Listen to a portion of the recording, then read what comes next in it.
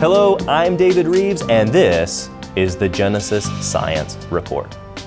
The renowned atheist Richard Dawkins is in hot water with the American Humanist Association, a group that has supported Dawkins for decades now. They just stripped him of an award that he was given in 1996. Seriously, it's like calling up the Heisman Trophy winner from 25 years ago and saying, hey, we don't like you anymore. We want our trophy back. So what is Dawkins being punished for? A tweet. Yes, supposedly insensitive tweets have been known as the career killer of conservatives around the world, but now it's biting back at liberal atheists. Dawkins has been making fun of Christians for years in the name of science. He wrote the popular book, The God Delusion, trying to rationalize his rejection of religion, and atheists, well, they loved him for it. But his scientific and philosophical arguments for atheism fell flat as he tried to rationalize why the universe looks designed, even though it really isn't. It's all just happy chance, and as he puts it, evolution. Now that he's actually using observable science in his recent tweet, people are demanding an apology. This is what has created such a stir. You see, in April 2021, Dawkins said this. In 2015, Rachel Dolezal, a white chapter president of NAACP, was vilified for identifying as black. Some men choose to identify as women, and some women choose to identify as men. You will be vilified if you deny that they literally are what they identify as. Discuss. Okay, so he started it with a history lesson from 2015. And on the face of it, it didn't appear that his tweet was disparaging any group of people. He appeared to be prompting scientific discussion of biology and implied that just because you identify as something doesn't mean you literally, biologically, scientifically are what you identify as. The way today's radical left standards are going, I could identify as a Clydesdale if I wanted to, and I would be heralded as the world's first talking Clydesdale. But it wouldn't make me literally a horse. And that's what Dawkins pointed out. Science shows clear distinctions in biology that can't be simply willed to change. But the radical humanists and atheists can't stand real science. They want the fluffy stuff about theoretical science, like the Big Bang and universal common descent or Darwinian evolution. They don't want biological facts that are testable and repeatable, not when they get in the way of the humanist agenda. This humanist organization, known as AHA, is supposedly good without a God and explains that humanism is a non-theistic worldview with ethical values informed by scientific knowledge. Hang on, but when Richard Dawkins, who is in their camp, by the way, schools them with real scientific knowledge backed by biological facts, he's accused of, and I quote, demeaning marginalized groups. Who did he demean? Why is stating scientific knowledge, something they claim to hold so dear, demeaning? Now, one of the leaders of the American Atheists, another popular group among God deniers, is also unhappy with Richard Dawkins' most recent tweet. Oh, did I mention that this leader is also a transgender woman? That's a biological male who identifies as a woman. But Dawkins has dug himself deeper into the hole because he has actually tweeted in the past about biological facts in science when it comes to gender. That's right. In 2015, he said, is trans woman a woman? Purely semantics. If you define by chromosomes, no. If by self-identification, yes. Now, just in case it's not clear, Dawkins is saying very succinctly, by the way, that when you use the science of biology, those well-studied X's and Y's, a trans woman is not a woman. As he puts it, if you define by chromosomes, no. Now, you might be thinking that his status could still be salvageable if he would just apologize. But he's already tried. He tweeted, I do not intend to disparage trans people. And he told the humanists that they, quote, misconstrued his tweet. Now, they weren't having any of it. They made a statement claiming that his attempts at clarification are inadequate and convey neither sensitivity nor sincerity. That's right. Now the humanists aren't worried about their views being informed by scientific knowledge. They just want Dawkins to be sensitive. His own supporters in the atheistic community are shunning him because he dared open a conversation about science and biology. So much for tolerance. I would expect nothing less. In my experience, many atheists have their own agenda and only use the word science to lend credence to their bias. Many humanists aren't anti-religious. They're anti-Christian. Their religion makes themselves as the supreme God, able to strike Dawkins down with intellectual lightning because he didn't agree with their ideology. And those atheists in the American Humanist Association, well, they're also anti-science, science deniers, because they prefer ideology over biology. Farewell, Dawkins. You should know not to use real scientific facts on your own crowd. They become an angry mob ready to crucify you. And as you've now learned, they will also strip you of your 1996 award for Humanist of the Year. I'm pretty sure what you've written has already been classified as hate speech by the radical left. Your Twitter account will probably be permanently banned, and your 2.9 million followers, well, they'll have to find a more rational voice who is, as the AHA puts it, more sensitive. And that's it for the opening monologue. And now it's time for our featured product of the week. My good friends, Dr. Jerry Bergman and Dr. Dan Biddle, have recently co-authored a book together with Dr. Jeffrey Tompkins and Peter Line called Apes as Ancestors, examining the claims about human evolution. You'll learn more about the fossils, where they found them, what others have to say about them, and what can be realistically and reliably determined from these fossils that supposedly show an ape-like ancestor for humans. What does the evidence actually tell us? It might surprise you. You can pick up this title at the Creation Superstore by visiting creationsuperstore.com or calling 931-212-7990. Now for the comment corner.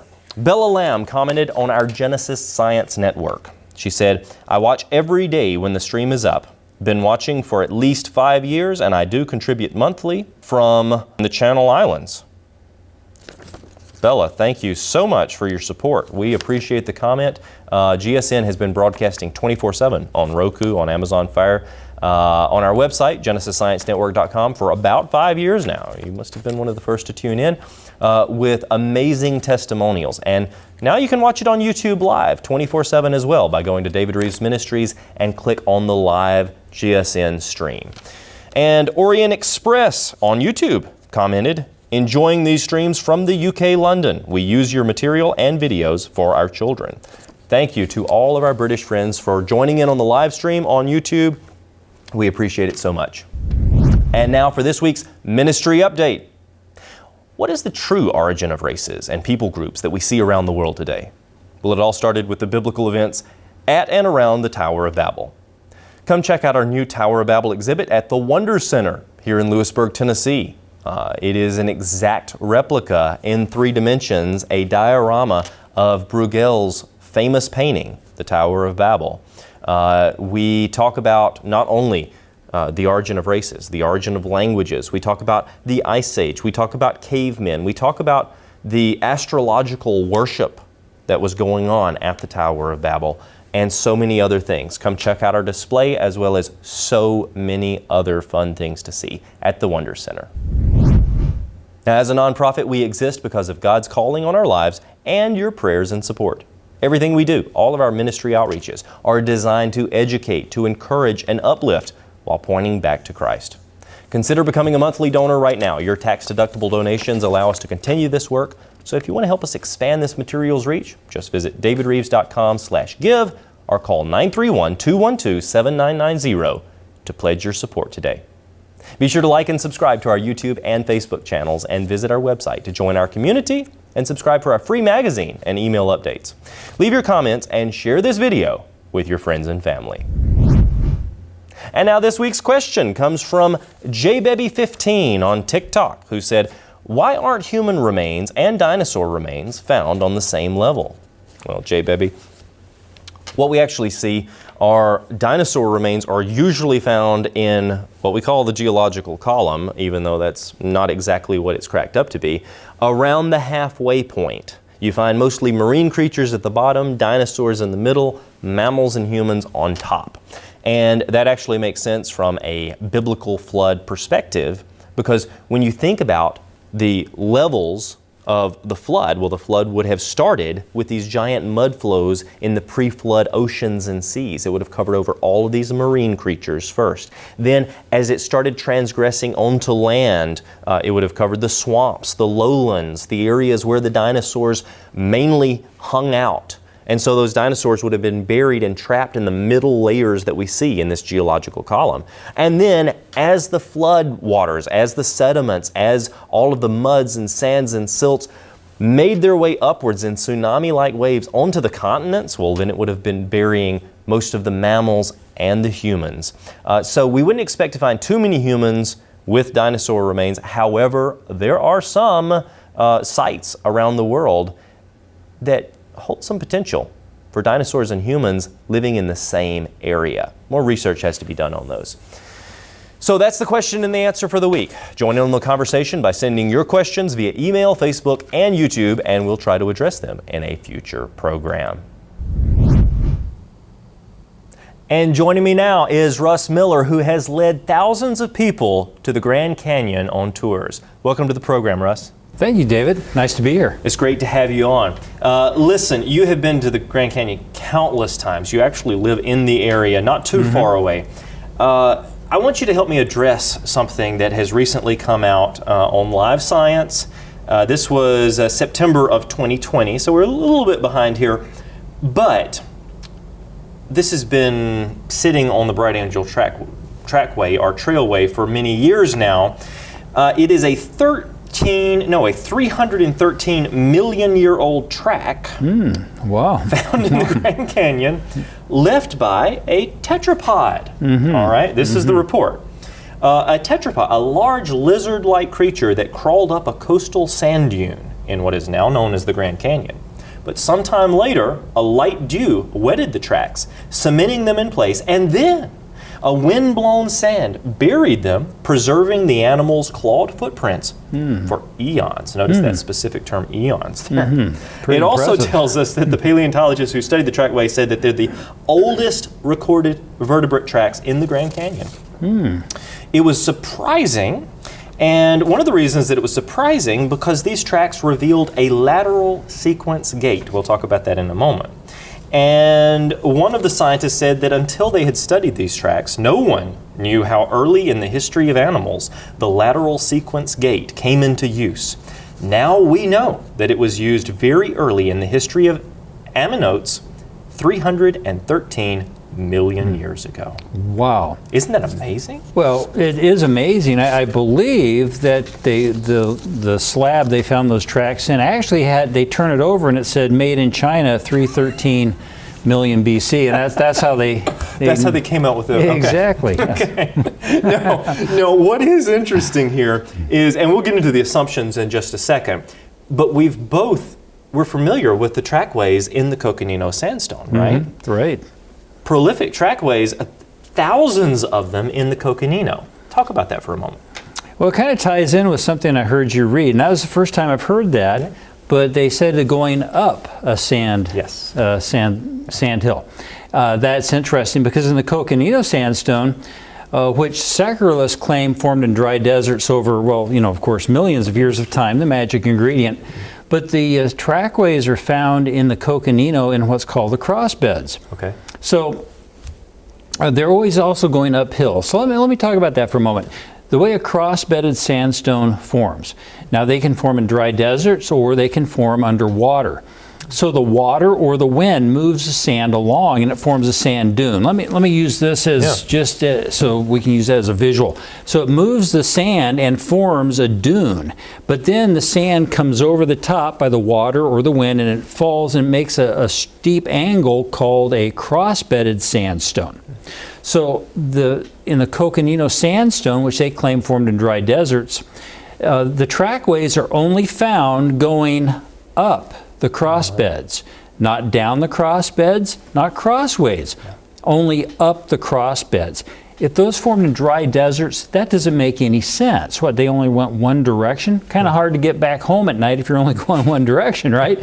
So what happened was they didn't form in dry deserts. The creature was washed over this forming sand dune in water and dropped and deposited at the base of the forming crossbed. The only way to get out of that water was to go uphill. Uphill. He got up to the top and got washed back down.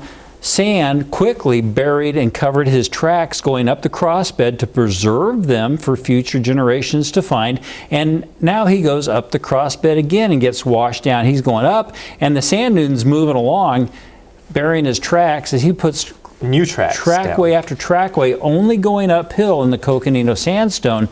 And they're found literally by the millions. Yeah. Only going uphill. And there are several places on the rim of the canyon. I can show you some of those tracks, which we do on our tours. As far as the Bright Angel trackway that they found, I noticed, I heard you say that it was found going up. It was. Up. That is. Yes. Up a sand, and plus, if you notice, okay, so, and let's talk about the elephant in the room, because most people, they think sand, they do think sand in a desert, but there are underwater sand dunes in places like the Long Island Sound, many different places. And those underwater sand dunes usually have an average cross-bedding angle, the angle of repose, right? You can actually measure the cross-bedding angles, and it's consistent with underwater sand dunes, not sand in a desert. Yes. So the claim of aeolian or wind-blown sand doesn't stand up to scrutiny, number one. Number two, if you notice, they said the second surprising thing about this trackway on the Bright Angel Trail, which was a little bit lower than the Coconino, it was actually, I believe, in the Supai group in some of the sandstones there, was the surprising thing was the arrangement of the footprints. These tracks revealed a lateral sequence gait. Now what they're talking about is that this creature seemed to be moving sideways uphill, okay? Yes. Until we studied these tracks, they said, no one knew how early in the history of animals the lateral sequence gait came into use. So in other words, they're saying that this animal always walked sideways, all right? What we actually see, and we see this on places in the Coconino, on the Hermit Trail, on other trails, we see these animals, not only did they seem to sometimes walk sideways, but they would walk up sideways uphill just a little bit. The tracks, the backs of their legs are lifted up out of the water, then they're set, they leave more tracks, they're scrambling uphill. They are picked up and deposited again and again, where this rising water is causing them to have to walk sideways as they fight the current. They're fighting the current, exactly. Okay, so. You don't see anywhere in the world, you see animals on their own walking sideways. No, and they point out, they say that a few different types of animals will sometimes walk sideways, and so therefore this is okay. This is not suspicious in the least. Not at all. The 313-million-year-old tracks were left by a tetrapod. Now, tetrapod means 4 legs. Okay, so it's very specific. They know exactly what type of creature it was. It was a 4-legged creature because they found 4 paw prints. That's very scientific. Now I would say that that's actually observable science. I would there. say so. They also talk about these footprints being preserved for eons. All right, and of course they don't specify the amount of time before the footprints were cemented. They just say, oh, some time afterwards. Last time I walked on a beach, a few hours later, my footprints were gone. The next tide washes them away. It does not preserve them in stone for eons of time. Well, think about what they said too. Your footprints on the wet beach might last a few hours, but they're trying to indicate this was in deserts, so it was in dry sand. Yes. How long do your footprints last in dry sand? First of all, they don't even make very good prints to begin with. Right. And then the wind would quickly blow them away and fill them in with sand. So they're trying to say it was in dry sand because they're trying to say it was a desert condition. Sand. They trying to get away from the global flood is what they're doing. And then they said dew cemented it. Well, they would have had to sit there for several hours in dry sand, and the lizard tracks, tetrapod tracks, reptile tracks, whatever you have, in dry sand, you can see where something's gone, but the tracks aren't very clear in dry sand. Oh, that's true. So and these tracks, you can see the claw marks of some of these. This very, very well preserved. The last thing that I want to mention that I thought was quite interesting is the paleontologists who studied the trackways say that they are the oldest recorded vertebrate tracks in the Grand Canyon National Park. Why would they say they're the oldest? Because they were found in the lower layer. That's all comes down to the geologic column or time scale based on the belief that the layers form slowly and uniformly with no global flood, as foretold in 2 Peter 3:3-6. In the last days, scoffers would claim uniform processes and deny the global flood. Perfect example right there. Right there.